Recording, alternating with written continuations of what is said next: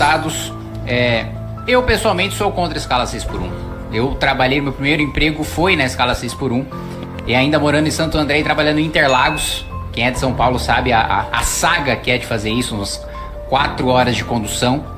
Agora, é absolutamente justo que o trabalhador tenha tempo para lazer, para a família, para os seus estudos. É bom para ele, é bom para a sua família. Agora, o que essa PEC mudaria, essa PEC, caso aprovada, mudaria no meu primeiro emprego? Absolutamente nada. Porque foi um emprego informal. Como da maioria esmagadora dos trabalhadores brasileiros, ou são informais ou são PJ. Essa PEC não acaba com a escala 6x1. Só joga quem trabalha na escala 6x1 e vai continuar trabalhando nessa escala na informalidade.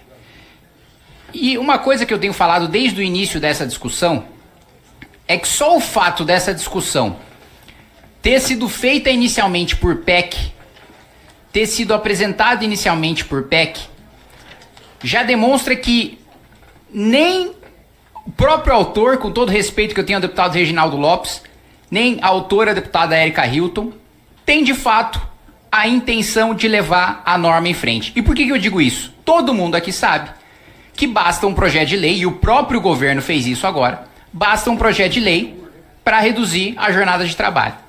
O fato de levar essa discussão como PEC é só para você ter mais tempo de palanque político.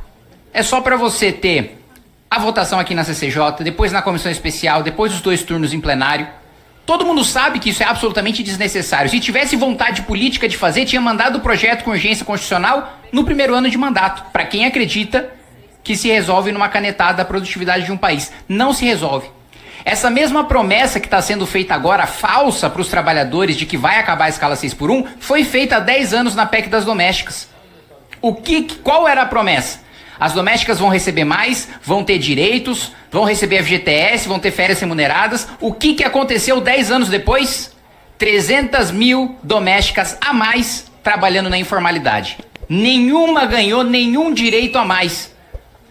Porque PEC não altera a realidade material do trabalhador na ponta numa canetada.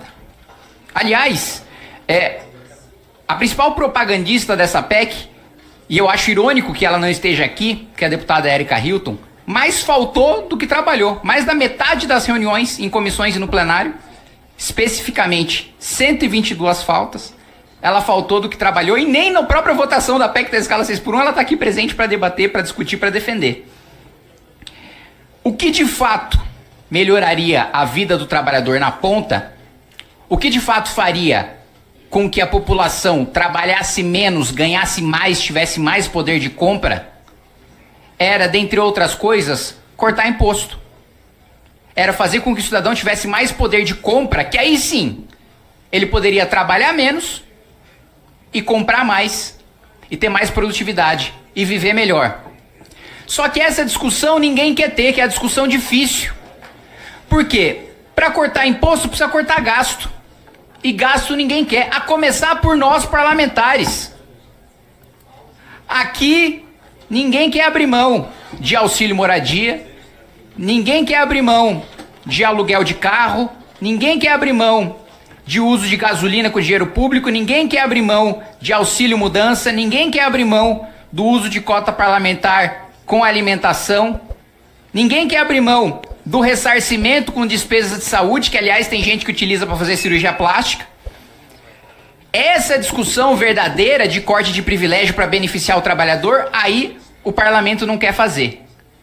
Eu sei que isso me tira voto, eu sei que isso é impopular, mas eu tenho coragem de vir aqui defender a verdade, defender o que eu acredito, porque eu não troco a minha dignidade e as minhas convicções por uma eleição. Posso perder a eleição com a maior tranquilidade, que no futuro, após a aprovação dessa PEC ou após a aprovação do projeto de lei do governo, o trabalhador vai enxergar que foi enganado, que foi objeto de um palanque político populista, demagogo e mentiroso. O trabalhador vai ver que não acabou a escala 6x1 depois da aprovação do projeto. O trabalhador vai ver que a sua situação de trabalho vai estar mais precarizada. Só que só vai perceber depois da eleição, quando todos os deputados que utilizarem isso de palanque já vão estar eleitos. Eu perco voto, eu perco eleição, mas mantenho a minha convicção e nunca vou mentir para o meu eleitor em troca de voto. Obrigado, presidente. Deputada Sâmia Bonfim. 3 minutos. Me chamou bastante atenção, presidente, que vários parlamentares da extrema-direita do PL vociferam contra a escala 6x1 através das redes sociais e nas entrevistas, mas hoje sumiram absolutamente todos.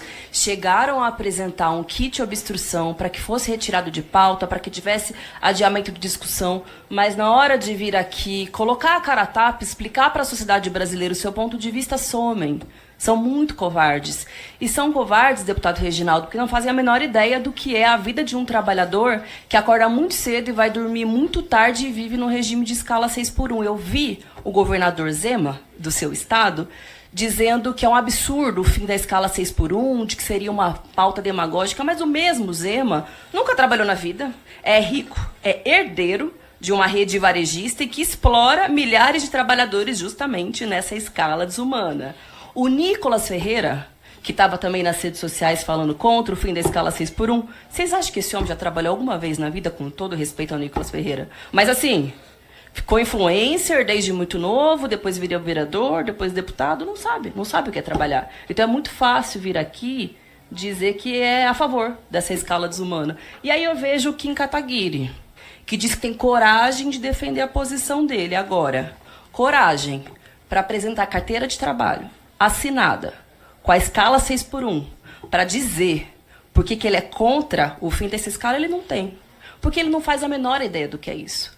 Do que é um jovem trabalhador que precisa acordar cedo, pegar transporte público, bater cartão, voltar não para casa, mas ir para a faculdade para poder trabalhar, dormir de madrugada e acordar na outra madrugada. E vem aqui dizer que isso é demagogia, que isso é populismo. Flávio Bolsonaro, que é outro que está contra o fim da escala 6x1. A única escala que ele entende é de rachadinha, é de grupo de milícia, é de lavagem de dinheiro de loja de chocolate. Agora, de trabalhar, suar, ralar duro, esse povo não tem a menor ideia do que significa. Então, apesar de uns e outros, e disso sim, desse discurso demagógico, populista, isso sim, para mostrar que é corajoso, para dizer que é diferente de todo mundo, nós estamos conseguindo avançar com uma pauta que colocou os trabalhadores brasileiros na ofensiva, rompendo inclusive com um ciclo vergonhoso aqui do Congresso Nacional, que aprovou reforma trabalhista, depois ampliou a possibilidade de terceirizações,